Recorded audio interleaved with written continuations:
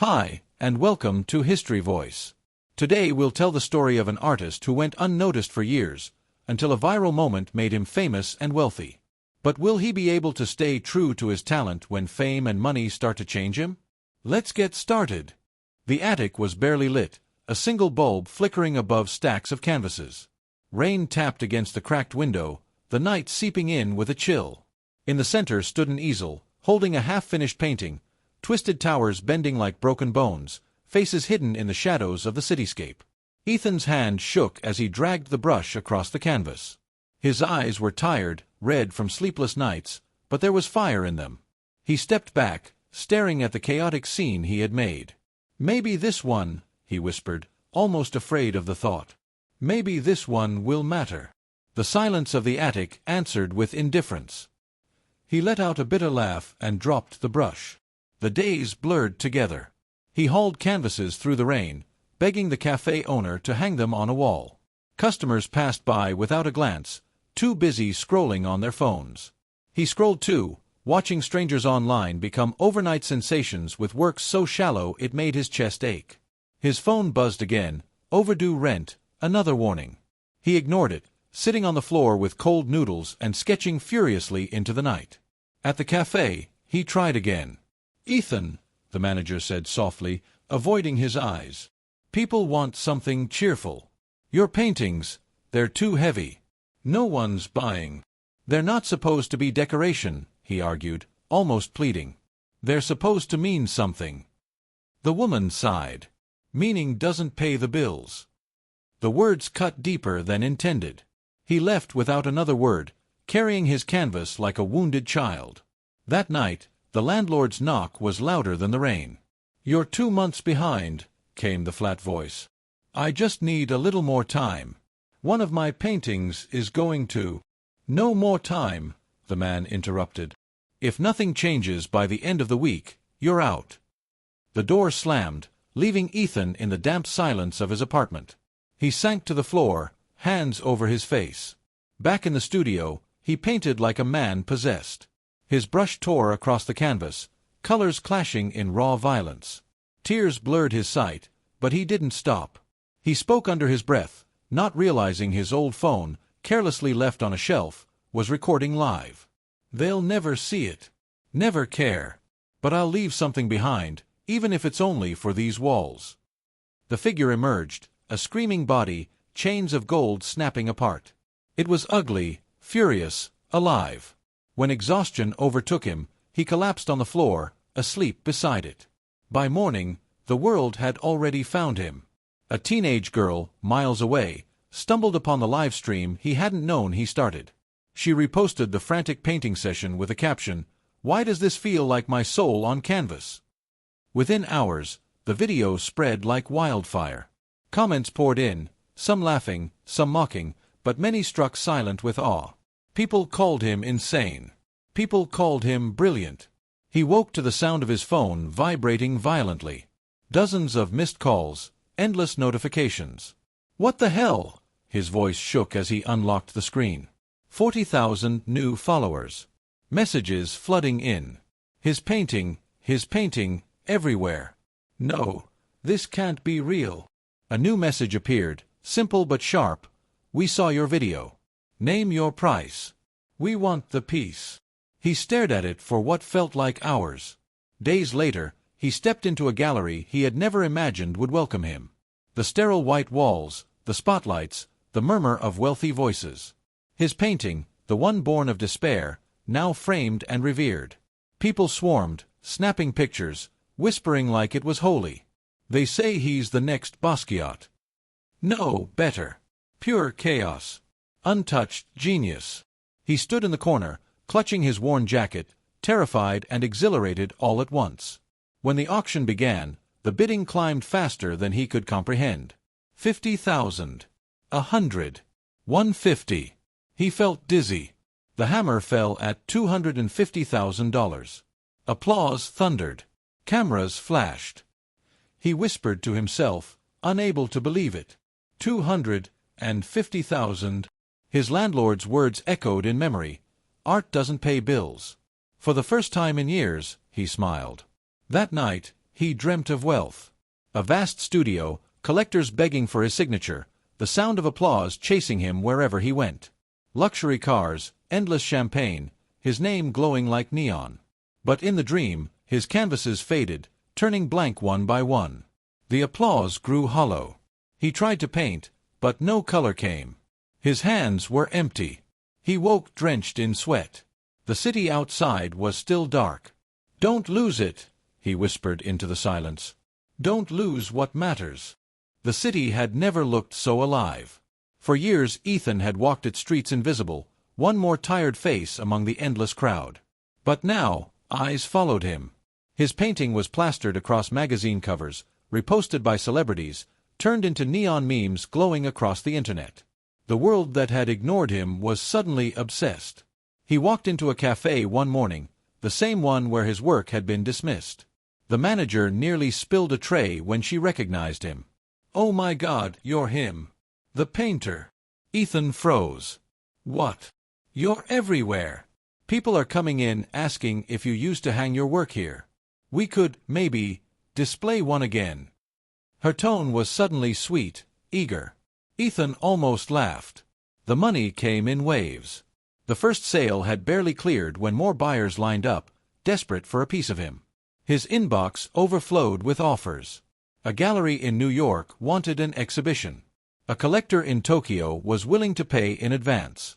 Even brands he had once mocked for their emptiness asked if he would collaborate. He sat in his apartment surrounded by envelopes, contracts, checks. The landlord knocked again, but this time his voice was different. "Just wanted to say, congratulations, Ethan. Knew you'd make it eventually." Ethan almost smirked. "Yeah. You really believed in me." The man laughed awkwardly, stepping away. He moved into a bigger studio, sunlit walls, tall windows, the smell of new wood instead of damp mold. For the first time in his life, he could afford not only brushes and paints but silence. No fear of eviction. No hunger gnawing at him while he worked. But silence also brought questions. What if the world only wanted the version of him that screamed on canvas? What if his best work had already been done in despair? The first exhibition was chaos.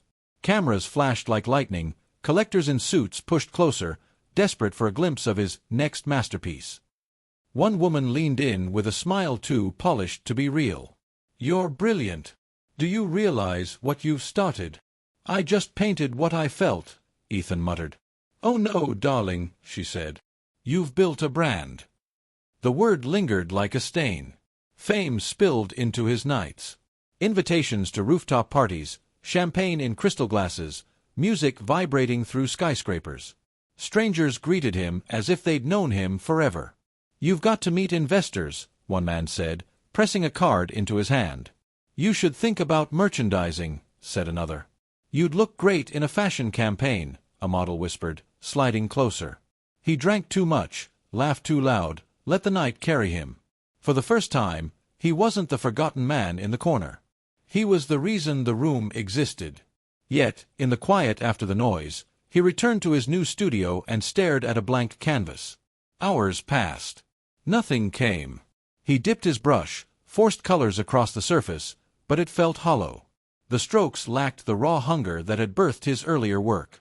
His success pressed down on him like chains heavier than the ones he had once painted breaking apart. What if they discovered the truth, that maybe he wasn't a genius, just a lucky accident? Another viral moment arrived, though not one he planned. A short clip from an after-party surfaced online, Ethan laughing with a glass of wine, joking carelessly. The video spread with the caption, "From starving artist to millionaire, look how fast they change." Comments exploded.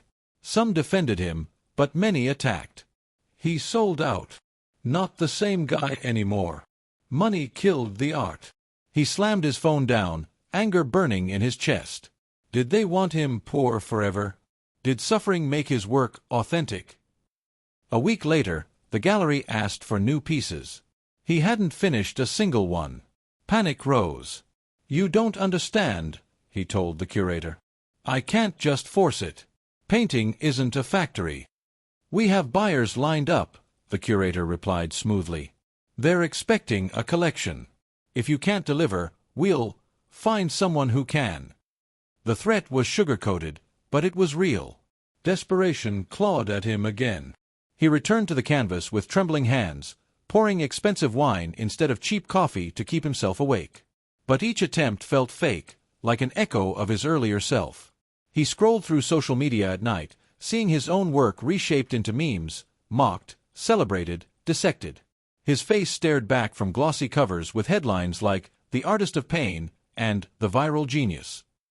But the more they praised the chaos of his past, the more trapped he felt. One night, drunk and exhausted, he called his old friend Daniel, the only person who had once stood by him. "Do you see what's happening?" Ethan asked, voice unsteady. There was a pause on the line. "I see you everywhere.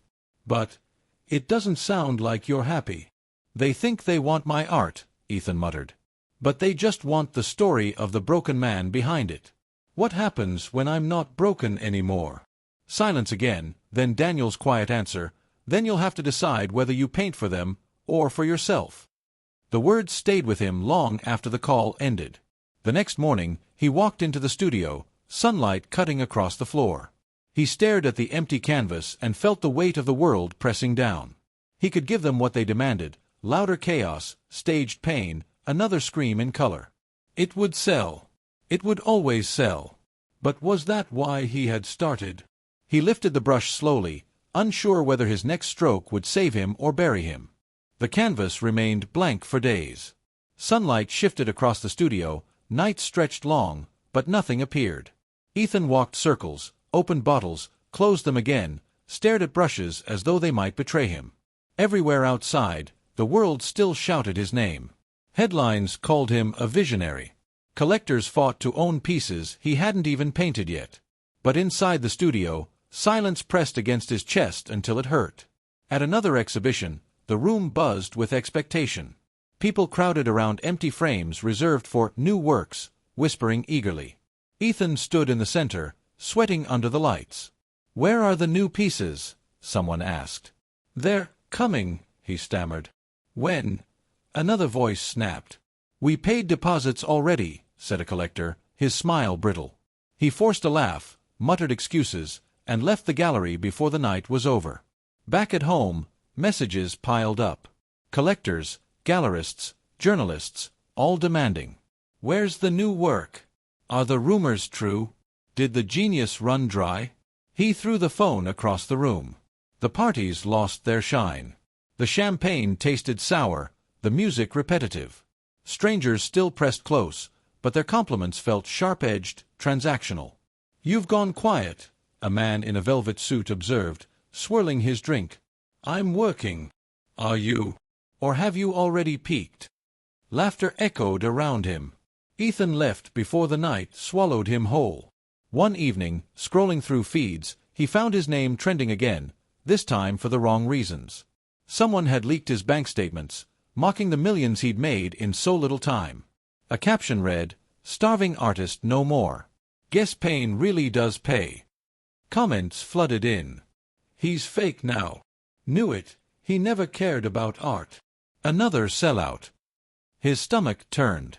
The very people who had lifted him up now pulled him down with glee. He locked himself in the studio for 3 days, determined to prove them wrong. He painted furiously, splashing reds, blacks, golds, trying to summon the rawness of his old work. But when the paint dried, the canvases looked forced, hollow, like cheap imitations of himself. He tore them apart in rage, shreds of canvas littering the floor like corpses. The phone rang. It was the curator again.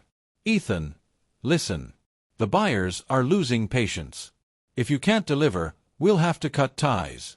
This is a business." He shouted into the receiver, voice breaking. "It's not a business, it's my life." Silence. Then the cold reply, "Not anymore." The call ended. Ethan dropped the phone, chest heaving.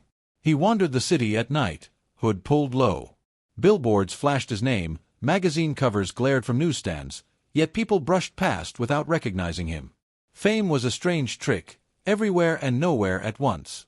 On a side street, he passed a young artist sketching by lamplight, a small crowd of friends laughing and cheering her on. She looked free, unburdened, alive. Ethan stopped, staring. Once that had been him. Days bled together. He drowned in liquor, ignoring calls, ignoring himself. The money piled up untouched, meaningless now. He dreamt of applause turning into jeers, of canvases crumbling into dust. In one nightmare, he stood in a gallery filled with his work, but when he reached out, the paintings dissolved. Behind him, the crowd laughed. He woke shaking, sweat-soaked, whispering into the empty room, "What's left of me without this?" Daniel came one evening, uninvited but unwilling to leave him alone. "You look like hell," he said quietly, stepping over the mess of bottles and torn canvases. "Good. That's what they want, isn't it? The tortured artist." Ethan's laugh was sharp, bitter. "They wanted your art, Ethan. Not this. They wanted my pain. And I gave it to them. Now there's nothing left." Daniel studied him for a long moment. "Then stop painting for them." The words landed heavy. Later that night, Ethan sat before the blank canvas again. His reflection in the window looked like a stranger, wealth draped over a body hollowed by doubt. He gripped the brush, trembling. Paint for them, and he could keep the money, the fame, the illusion. Paint for himself, and he might lose it all.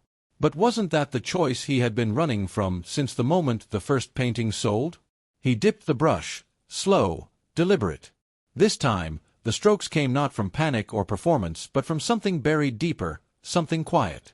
The figure that emerged wasn't screaming, wasn't chained. It was simply standing, still, fragile, human. For the first time in months, Ethan breathed. The next day, he sent a photo of the painting to the gallery. Their reply came within minutes. "This isn't what collectors want. Too plain. Too soft. They expect chaos." He stared at the message, then deleted it. For the first time, he didn't care. The fall was inevitable. Buyers pulled out, headlines shifted from praise to mockery. "The genius who burned out. Another viral star fades." His fortune remained, but the calls stopped, the parties ended, and the world moved on to the next sensation. And strangely, in the silence, Ethan felt lighter. One evening, he hung the new painting on his studio wall. No cameras, no crowds, no applause. Just him and the quiet hum of the city outside. Daniel visited again, gazing at the canvas for a long time. "It's different," he said softly. "I know. Feels honest." Ethan smiled faintly.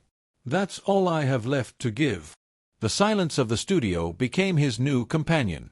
Once it had terrified him, emptiness pressing against his chest, demanding he prove himself. Now it was a kind of freedom. The world had turned its eyes elsewhere. His name no longer trended, collectors no longer called, the invitations stopped arriving. At first, it felt like death. Then, slowly, it began to feel like life. He painted without an audience. Some canvases were quiet, filled with soft light and figures simply sitting, resting. Others were abstract, colors moving without anger. He wasn't chasing chaos anymore. He was searching for truth, even if no one wanted to see it. Bills were no longer a threat. The money from his short burst of fame was enough to live simply for years. But he no longer lived extravagantly. The penthouse parties and designer clothes seemed ridiculous now. He wore old shirts, the paint stains returning like badges of honor. One afternoon, a knock came. A young woman stood there, clutching a small notebook. She looked nervous. I hope this isn't weird," she said. "Your painting, the one of the figure standing, just standing, it changed something in me. I didn't know you'd even finished it.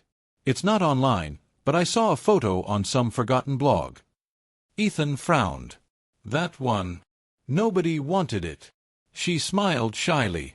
"I did." She opened her notebook, showing sketches clearly inspired by his work. "It reminded me that art doesn't always need to scream. Sometimes it just needs to breathe." Something inside him softened. For the first time in months, he felt seen, not as a product, but as an artist. Word spread slowly, quietly. A handful of people, not collectors or journalists but ordinary souls, sought him out. They weren't interested in his fame or the viral chaos of his past. They wanted the calm, the stillness, the honesty of what he was creating now. It wasn't millions. It wasn't headlines. But each person who came spoke with sincerity, and their gratitude filled the spaces money never had. One evening, Daniel returned with 2 cups of coffee. They sat in the studio, watching the city lights flicker outside. "You've changed," Daniel said. "Or maybe I finally stopped changing for everyone else. Do you miss it? The fame?" Ethan thought for a long moment. "Sometimes. The noise, the energy, the feeling of mattering. But it wasn't real. They didn't love me. They loved the story of me. And now, I paint for myself. For whoever needs it, even if it's just one person at a time." But temptation never fully disappeared. One morning, his inbox lit up with a message from a major gallery in London. They wanted a revival show. They promised millions, global tours, interviews, a chance to reclaim the spotlight. His hand hovered over the reply. For a moment, the old hunger returned, the desire to prove he was still relevant, still powerful. He imagined the lights, the applause, the validation. But then he looked at the painting drying by the window. A simple landscape, nothing dramatic, just a tree standing against the wind. It was quiet, steady, alive. He knew in his bones, the gallery would laugh at it. But it was the truest thing he had made in years. He closed the email without replying. Months passed. Seasons shifted. His work grew slower, deeper. He began to invite small groups into his studio, students, dreamers, young artists like he had once been. He showed them not how to copy him but how to search for their own voices. One boy asked timidly, "How do you make people notice you?" Ethan smiled gently. "Sometimes they never do. But that doesn't mean what you create is worthless. The world doesn't decide the value of your art, you do." The boy looked at him with wide eyes, as if hearing the truth for the first time. One night, walking home through quiet streets, Ethan passed a billboard. His own face was gone, replaced by the next sensation, another visionary rising fast. For the first time, it didn't sting. He even felt relief. Fame was a storm, loud, fleeting, destructive. He had survived it. Years later, his name occasionally resurfaced in obscure circles. Not as the viral star who had once sold chaos for millions, but as the strange painter who turned his back on glory and chose honesty instead. Some mocked him. Others respected him. But for Ethan, none of that mattered anymore. He finished another painting late one evening. It wasn't for a gallery, not for sale, not for display. It was for himself. A figure standing beneath a tree, gazing at the horizon. Not screaming, not broken, not chained. Just there. Present. Alive. He set the brush down, breathing deeply. The silence of the room embraced him. For the first time in a long time, he felt rich. Not with money. Not with fame. But with the one thing he had almost lost, his art.